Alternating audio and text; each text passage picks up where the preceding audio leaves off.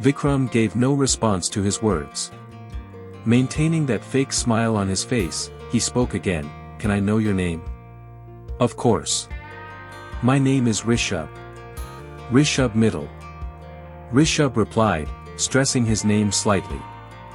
"Rishabh, looking at your face, it feels like your mind is still full of questions. But today, I can't answer them.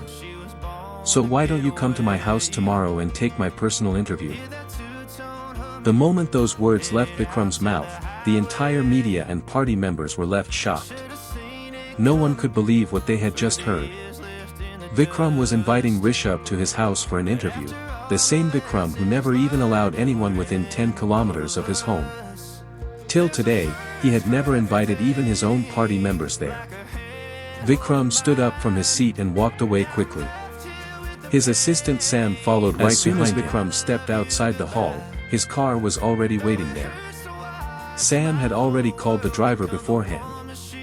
Vikram was in an extremely bad mood right now. If the car had been late, all his anger would have exploded on Sam. Sam hurried forward and opened the door for him. Vikram immediately got inside the car. It looked like if he stayed there even 1 minute longer, a huge disaster would happen. The moment he sat down, Sam quickly took the driver's seat as well. Vikram's face was completely expressionless. Looking at him, no one could guess what was going on in his mind. On the outside, he looked calm, but inside him, a volcano was erupting, and Sam could clearly feel its heat. The car had barely driven 500 meters when suddenly Vikram spoke in a cold voice, "Stop the car." Sam immediately stopped the vehicle and silently shifted to the passenger seat. The moment he moved aside, Vikram sat in the driver's seat himself. Sam pressed himself against the seat nervously. Fear was clearly visible on his face because now the car wasn't going to drive, it was going to fly. Whenever Vikram became extremely angry, he would drive fast and recklessly. Vikram pushed the car to full speed. Sam shut his eyes tightly out of fear. After nearly 20 terrifying minutes, the car finally stopped in front of a bungalow. Only then did Sam finally breathe properly again. For the last 20 minutes, his breath had practically been stuck. Butterflies were violently flying inside his stomach, exactly like after getting off a deadly roller coaster ride. Vikram had covered a 1-hour journey in barely 20 minutes. The moment they reached the bungalow, Vikram headed straight toward a room built inside the basement. The only light there was a dim red bulb. Vikram went inside alone while Sam stayed outside. He didn't have the courage to enter. When Vikram was angry, he turned into a monster. He had a disorder. He couldn't control his rage. Inside, a man was hanging upside down with ropes. He was brutally injured. Not a single piece of cloth remained on his body. Deep cuts covered his skin, blood continuously dripping from them. And now, Vikram's anger was about to fall upon him. There was always someone in that basement, someone who could become Vikram's entertainment and help him release his anger. Making sure someone was always available there was Sam's responsibility. Because of being in politics, Vikram had countless enemies who often tried to attack him. The lucky ones died on the spot, while the unlucky ones ended up here, in the basement. Vikram opened a box and pulled out a spiked whip. Tiny iron thorns were attached all over it. His eyes had turned blood red. Inside his mind, every word Rishabh had spoken kept replaying like a tape recorder, pushing his anger more and more out of control. The man was already half dead. But the moment he saw the whip, whatever life remained inside him started slipping away too. He shook his head desperately in refusal. He didn't even have the strength left to speak. But Vikram wasn't someone who listened. His madness had already taken over him. He gripped the whip tightly and struck the man with full force before pulling it back just as quickly. A horrifying scream echoed throughout the basement. The whip had iron spikes attached to it. When Vikram struck him, those spikes pierced deep into the man's flesh, and when he pulled the whip back, the spikes tore chunks of meat out along with them. Hearing those painful screams, Sam quickly put earphones into his ears. Oh God, please save that man from this lunatic. He was such a handsome guy, this psycho will completely ruin his face. Edward woke up around 11 in the morning. The moment he opened his eyes, his head felt unbearably heavy. Sitting up while leaning against the headboard, he held his forehead and muttered. Looks like I drank a little too much yesterday.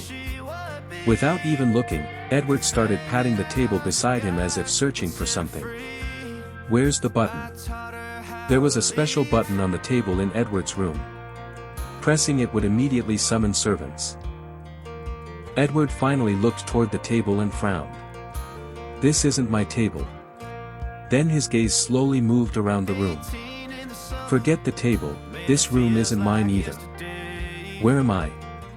He carefully looked around, but suddenly anger flashed in his eyes the moment he noticed the dragon painting on the wall. He immediately got off the bed in rage and stormed outside shouting. Dragon, you bastard! How dare you bring me here? Where are you hiding? Today I'm going to kill you. Edward wandered angrily through the mansion. The place was enormous. Meanwhile, Dragon was in the kitchen making coffee. The moment he heard Edward's voice, he shook his head helplessly. The devil has awakened. Walking out of the kitchen into the hall, Dragon shouted. I'm in the kitchen. Come downstairs. From upstairs, Edward glared at him as if he wanted to devour him alive. Breakfast is ready. Instead of eating me, eat the food. Saying that, Dragon went back into the kitchen. Edward stomped into the kitchen angrily. Before he could say anything, Dragon spoke first. Before your brain starts imagining nonsense, let me clear this up.